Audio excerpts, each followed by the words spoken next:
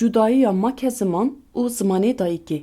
Adarjiyan. Em dixwazin divê gotarê de li ser rehendên cudayî zanistî û pîvanên fonksiyonel ên navbera têgeha make ziman û zimanê dayîkê rawestin.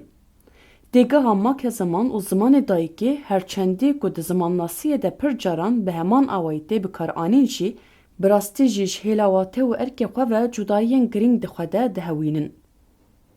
Bikaranîna xelet avan her du têgehan di nîqaşên akademîk de dibe sedema nezelaliya têgihî û pirsgirêkên termînolojîk.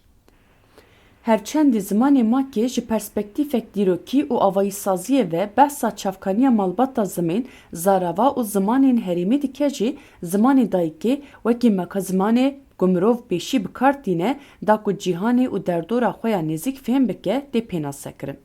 Ji bo wê hewce ku em van cudayiyên sivik lê girîng ên navbera van her du têgehan ji hêla perspektîfên zimannasî, nasnameyî û civakî çandî ve binirxînin. Têgeha make ziman bi giranî di çarçoveya zimannasiya dîrokê de tê bikaranîn. Ev têgeh behsa zimanî afrîner dike ku bingeha gelek zimanan, zaravayan an devokan pêk tîne. Wekî numune çavkaniyên zimannasiyê yên hevpar ku rê li ber derketina zimanên taybet ên li seranserê dîrokê ve dikin, wekî meka ziman tên binavkirin. Di vê çarçoveyê de make ziman ne diyardeyeke tekekasî ye, diyardeyeke kolektîv û dîrokî ye. Ew nîşan dide ku eslê hevpar ê civat an jê malbateke zimanî heye. Berova jî vê, zimanê dayîkê yekemîn zimanek ku tekekas ji dayîk an jê malbata xwe wergirtiye. Zimanê dayîkê bingeha pêşketina birbirî, cîhana hestiyarî û avakirina nasnameyê ya tekekas pêk tîne. Mirov bi rêya zimanê dayîkê têkiliyên xwe yên yekemîn bi hawirdora xwe re datîne û bi rêya vî zimanî xwezayê, diştan û rolên civakî fêm dike. Ji ber vê yekê zimanê dayîkê kirdewar û ezmûnî ye ku rasterast bi ezmûna tekekasî ve girêdayî ye. Têgeha maka ziman di şîrovekirina avakirina malbatên zimanan de roleke navendî dilîze. Lêkolînên dîrokî yên zimannasiyê nîşan didin ku ziman bi demê re bi rêya guhertina dengan, guhertina semantîk û veguherinên avayîsaziyê ji hev cuda dibin. Di vê pêvajoyê de ziman di estê xwe yê hevpar de dişibin hev. Make ziman çarçoveyek teorîk peyda dike ku ji bo şopandina van şibandinan tê bikaranîn. Nêzîkatiyên teorîk di vê qadê de dema ku pêşveçûna dîrokî ya ziman rave dikin, li şûna bi destxistina tekekasî li ser berdewamiya civakî û demkî disekinin. Têgeha zimanê dayîkê nîqaşek li ser xalên destpêkê yên vê xeta pêşveçûnê vedike. Zimanê dayîkê rasterast bi qadên bi destxistin û dêrûnnasiyê yên zimannasiyê ve girêdayî ye. Pêvajoya bi destxistina zimanê dayîkê ji hêla zarokekî ve di encama têkiliya di navbera alavên zanînê yên xwemalî û têketina jîngehê de çêdibe. Ev pêvajo bingeha behreya ziman nasiyê ya tekekas pêk tîne û bingehek zanînê ji bo zimanên din ên ku dê paşê werin fêrkirin amade dike. Zimanê dayîkê zikmakî awayî hizirîn, rêbazên derbîrina hestan û têgihiştina mirov a cîhanê diyar dike. Zarok bi rêya zimanê xwe yê zikmakî fêrî navlêkirina tiştan dibin. Têkiliyên sedem û encamê saz dikin û normên civakî di hundirê xwe de dikirin. Lêkolînên dêrûnnasiyê jî nîşan didin ku kesên bingeha zimanê wan ê dayîkê xurt be, çareserkirina pirsgirêkan û di hişmendiya zimanî de performansek pêşketîtir nîşan didin. Di vê çarçoveyê de nihêrînên gelek zimanzan ên ser rola zimanê dayîkê jî teqez dikin ku ziman tenê ne amûreke ragihandinê ye. Di heman demê de hawirdoreke dêrûnî ye ku raman tê de tê avakirin. Belê, têgeha zimanê dayîkê zikmakî rasterast bi pêşketina dêrûnnasiyê ya tekekas ve ne girêdayî ye. Berova jî wê, ew çarçoveyek teorîk pêşkeş dike ku têkiliyên etîmolojîk, pevnasiyê yên zimanî rave dike. Zimanê dayîkê di avakirina nasnameya tekekas de roleke diyarker dilîze. Mirov bi giranî bi rêya zimanê xwe yê dayîkê hesta aîdiyeta civakê bi pêş dixe. Girêdanên hestiyarî, têkiliyên malbatî û nirxên çandî bi rêya zimanê dayîkê têne veguhestin. Ji ber vê yekê zimanê dayîkê hilgirê hesta aîdiyeta tekekas e. Zimanê dayîkê her wiha bi bîra hevbeş re jî nêzîktir têkildar e. Ezmûna dîrokî ya civakê di çavkaniyên berhemdar ên zimanê wê de tê şopandin. Malbatên ziman wekî nexşeyên dîrokî tên bikaranîn ku têkilî û cudabûna çandan nîşan didin.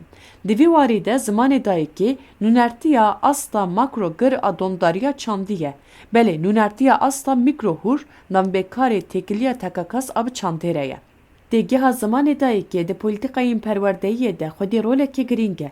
Perwerdeya bi zimanê dayîkê pêvajoyên fêrbûnê hêsan dike û serkeftina akademîk sêde dike. Zimanê dayîkê guherbareke bingehîn e ku divê di plansaziya pedagojîk de were hesibandin. Lê têgeha zimanê dayîkê ji aliyên dîrokî û çandiyên polîtîkayên zimên ve bêhtir di perwerdeyiyê de wateyekî werdigire. Di çarçoveya polîtîkayên ziman û parastina cihêrengiya çandî de rêgeza cihêrengiya zimanî ya UNESCO'yê giringiya parastina zimanê dayîkê bi qasîkoka nijada tekakas a dîrokî nîşan dide. Çêkirina cudayiya têgihî ya rast li vir zelaliya termînolojîk di çêkirina polîtîkayê de mîsoger dike. Her çendî ku têgiyên make ziman, zimanê bingehîn û zimanê dayîkê li ser rûyê erdê dişibin hev, ew di asta zanistî de behsa astên cuda dikin. Zimanê dayîkê têgeheke kolektif e ku çavkaniya dîrokî ya hilberîna ziman û koka wî ya avayîsaziyê diyar dike. Zimanê dayîkê zimanê yekemîn e ku teka kes bikartîne da ku cîhanê fêm bike. Nasnameya xwe pêk bîne û bingeha pêşketina xwe ya hişmendî tekûz bike. Cudahiyek rast di navbera van her du têgehan de tenê ne ji bo hevgirtina têgihî ya lêkolînên zimannasî, di heman demê de ji bo pêşxistina baş a polîtîkayên perwerdeyiyê û stratejiyên parastina çandî jî giring e.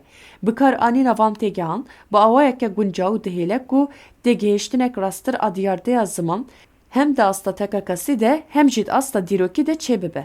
Zarokên ku bi zimanê dayîkê perwerdeyiyê nabînin, pirî caran ne ji ber kêmasiyên têgihêştinê, ji ber astengiyên zimanî performansa wan a akademîk xirab dibe. Zanyariya psîkolîngwîstîk jî nîşan dide ku zarokên bi zimanê dayîkê perwerde dibin, her gav pêşwendiyên baş bi dest dixin. Ew pêşwendiyên ku ji hêla perwerdeyiya bi zimanê dayîkê ve tên peyda kirin, bingeha prensîba wekeviya derfetan di perwerdeyiyê de pêk dînin. Giring e ku xwendekar bi zimanên xwe yê dayîkê werin piştgirî kirin da ku ew bikaribin xwe di hawirdora perwerdeyiyê de baş îfade bikin. Behreya ramana xwe ya rexnegir bi pêş bixin û beşdarî hilberîna afrîner bibin. Ev tenê rasterast bandorê li ser serkeftina takakasî nake. Her wiha di demek dirêj de bandorê li ser pêşveçûna civakî jî dike. Zimanê dayîkê davakirina nasnameya tekakas da hêmanek giring e. Mirov bi zimanê xwe yê dayîkê xwe bi cîhanê dide nasîn. Bi vî zimanê wateyê dide hest, nirx û baweriyê xwe. Bîra dîrokî, hestan, wêje û kevneşopiyên civakê bi zimanê dayîkê ji nifşekê ji bo nifşeke din tê veguhestin. Ji ber vê yekê qelsbûna zimanê dayîkê tenê ne wendabûna zimanî ye, nîşana têkçûna berdewamiya çandî ye jî. Wendabûna ziman, wendabûna awayên fikrînê û awayên têgihêştina cîhanê bixweretîne. Her ziman perspektîfek bêhempa pêşkêşî gerdûnê dike. Di vê çarçoveyê de pirrengiya zimanî, mîrateya çandî ya hevpar a mirovayiyê ye.